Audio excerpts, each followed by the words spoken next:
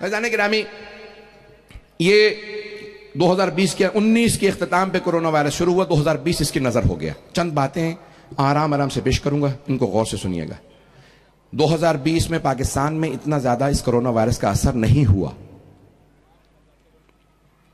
اور یہ کبھی کسی نے نہیں سوچا کہ پوری دنیا متاثر ہوئی، ہمسائے متاثر ہوئے، یورپ تباہ و برباد ہو گیا۔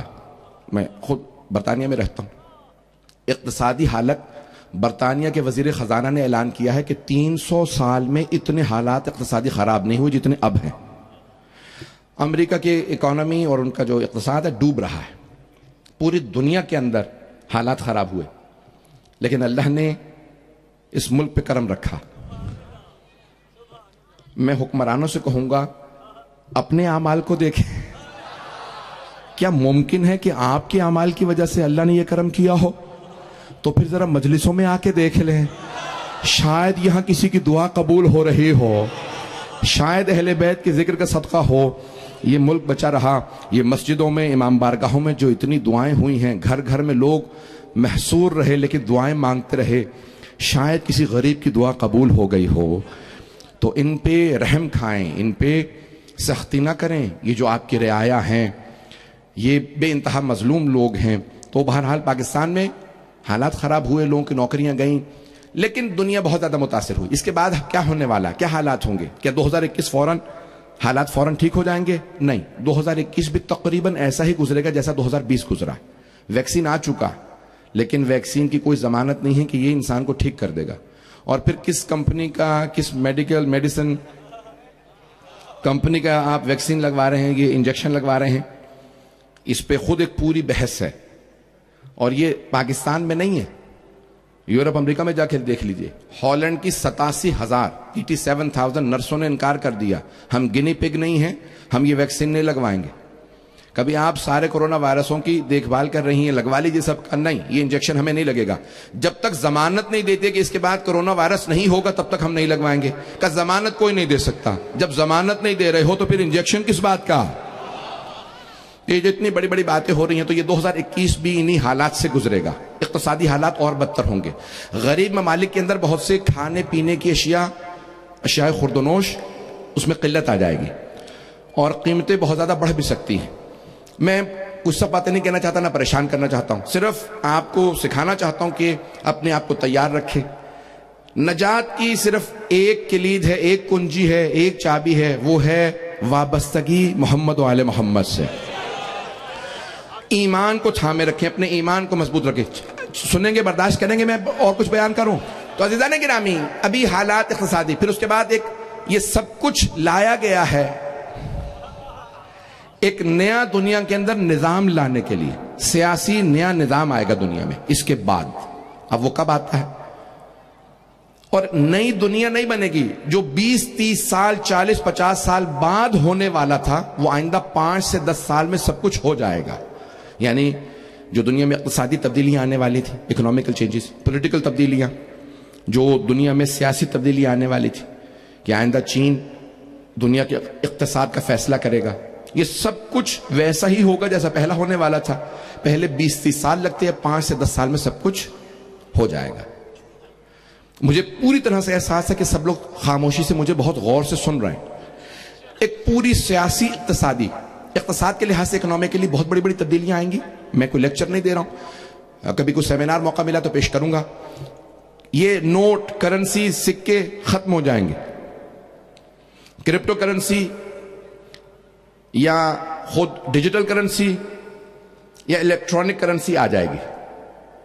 پوری دنیا میں ایک ہی کرنسی ہوگی، اور وہ آئندہ چین رن کرے گا، چائنا کے ہاتھ میں اس کا اقتصادی ہوگا۔ کوئی بات نہیں گرامی، نئی کرنسیاں آئیں گی، یہ سب نوٹ وغیرہ ختم ہو جائیں گے، ایک کرنسی رائج ہوگی دنیا بھر کے اندر۔ آئندہ 5 سے 10 سال میں سب کچھ ہو جائے گا۔ 5 سے 10 سال میں یہ سب نئی کرنسیاں لے آئیں گے، چین چائنا فیصلہ کرے گا۔ پاکستان کو ایک لحاظ سے فائدہ ہوگا کیونکہ اس کا الحاق اور اتحاد اب چین کے ساتھ ہے۔ جو حالات تھوڑے بہت خراب ہو رہے ہیں وہ پاکستان نے اپنا قبلہ بدلا ہے، مجھے پرواہ نہیں۔ تو جو قبلہ وہ کعبہ تھا پاکستان کا، وہ محترم امریکہ صاحب تھا۔ اور اب جو ہے وہ چین ہو جائے گا تو اس کے بعد کچھ سیاسی تبدیلیاں آئیں گی. اب پاکستان کو فائدہ ہوگا چین کے ساتھ ہونے کا. راہداری بنے گی پورے ملک کے اندر, سڑکوں کے جال بچ جائیں گے, نئی ایئر لائنیں بھی آئیں گی, سفر بدل جائیں گے.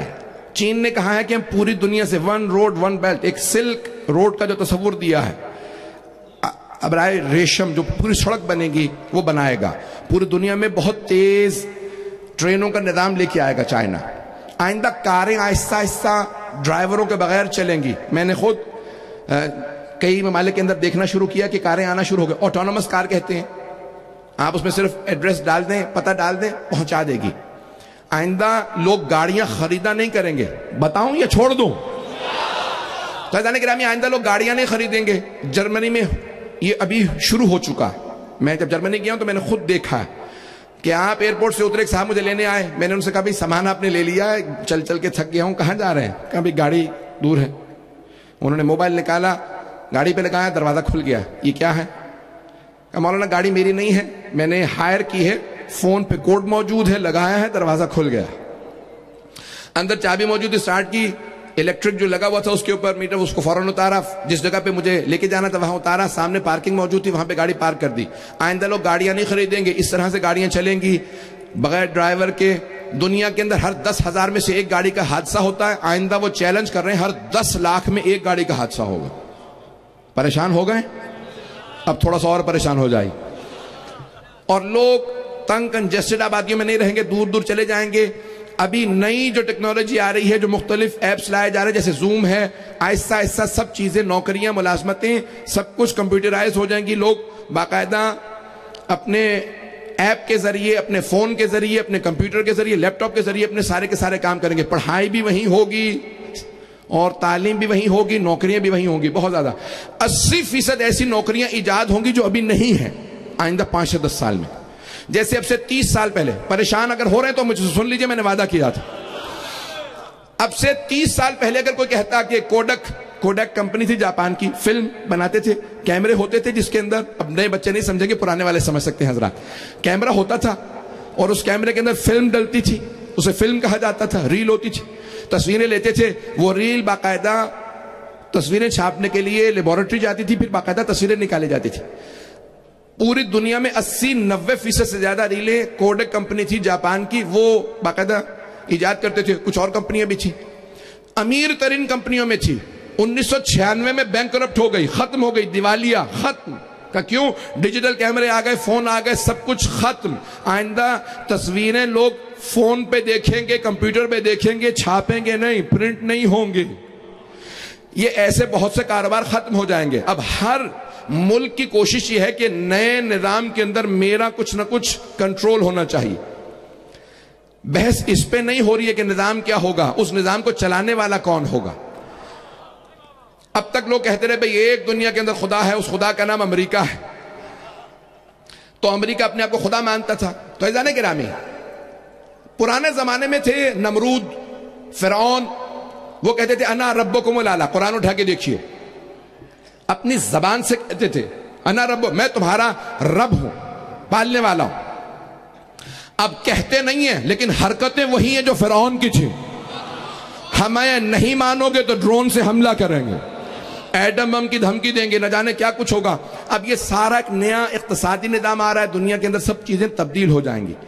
بس میں اسی پہ اکتفا کروں گا, شاید میں نے بہت زیادہ پریشان کیا. ان تمام چیزوں کے اندر امریکہ میں جو امیر ترین لوگ ہیں, ایک دنیا کے امیر ترین آدمیوں سے ایک آدمی ہے جس کی بہت بڑی کمپنیاں, پچھلے 20 سال سے وہ اور اس جیسے لوگ بحث کر رہے ہیں کہ دنیا کی آبادی کبھی بھی 7 ارب سے زیادہ نہیں ہوئی. دنیا کی ہمیشہ آبادی بڑھتی رہی ہے اور پھر کم ہوتی رہی. بڑھتی تھی, جنگیں ہوتی, وبائیں پھیلتی. وبائیں ہر 50, 60, 70, 80, 100 سال بعد وبائیں آتی رہی ہیں دنیا میں. اور طاعون کتنی دفعہ آیا ہے گزشتہ 500 سال میں, یورپ میں, امریکہ, ایشیا, افریقہ میں, امریکہ میں, کہ لوگ مر گئے. میزلز آئے, نہ جانے کون کون سے بیماریاں کہ لوگ ان سے مرے. سنیں گے؟ تو عزیزان گرامی, ان تمام بیماریوں سے لوگ مرتے ہیں, سب کچھ ہوتا ہے. تو اب وہاں ایک امریکہ میں بحثیں چل رہی تھی. میں 1998 سے 1998 سے میں امریکہ مسلسل جا رہا ہوں مجالس کے لیے. تو علمی حلقوں میں ایک بحث وہاں پہ چلتی تھی کہ دنیا کی آبادی بہت زیادہ بڑھ گئی ہے. ہمیں دنیا کی 70% آبادی کم کرنے کی ضرورت ہے، کیونکہ زمین پہ وسائل نہیں. تو وہاں پہ جو خدا کو نہیں نہ مانتا، وہ نہ اسے رزاق مانتا ہے، نہ اسے کریم مانتا ہے، نہ اسے ستار مانتا ہے، تو اللہ عطا کرنے والا ہے. میں نے تو یہ تمام وہ چیزیں کہتے تھے 70% آبادی کم کرو. آبادی کم کرنے کے طریقے کیا ہیں؟ جنگیں، وبائیں اور بہت سی چیزیں جو ممبر کے لائق نہیں ہے کہ ان کو یہاں سے بیان کیا جائے، کہ دنیا میں لوگ شادیاں نہ کریں تاکہ اولادیں نہ ہوں، اور بہت سی اخلاقی بیماریاں جو دنیا میں رائج کی گئیں تاکہ دنیا کی آبادی کو قابو کیا جائے. آبادی زیادہ کہاں پڑ رہی ہے؟ ایشیا کے کچھ ممالک میں اور افریقہ میں. تو ان ملکوں میں زیادہ بیماریاں ہونی چاہیے. بیماریوں کے علاوہ ان کے اقتصاد کو خراب کرنا چاہیے، حکمرانوں کو خریدنا چاہیے کہ ان کو تعلیم نہ دیں. یہ اتنے کمزوروں کے جو ہم جو کہتے ہیں وہ مانیں، ان کو اتنا کمزور کر دیں. اگر امریکہ کے اندر گندم کی کاشت زیادہ ہو جائے تو افریقہ کے لوگ بھیک مانگتے رہیں کہ گندم زیادہ ہو گئی ہے. یہ 4000 ٹن، 4 لاکھ ٹن گندم جو زیادہ ہوئی ہے ہمیں دے دو، ہم بھوکے ہیں. تو کہا نہیں، گندم کی قیمت کم ہو جائے گی، سمندر میں ڈال دو، کھلائیں گے نہیں. یہ جتنا دودھ یا پنیر زیادہ ہوا سب سمندر میں، بحر اوقیانوس میں گرا دیا جائے، لیکن ہم قیمتوں کو اپنے قابو میں رکھیں گے. میں نے آج سب کچھ کہہ دیا. عزیزان گرامی، جب جناب امیر نے کہا ہے کہ حق کو لوگوں تک پہنچانا ہم پہ لازم و ضروری ہے،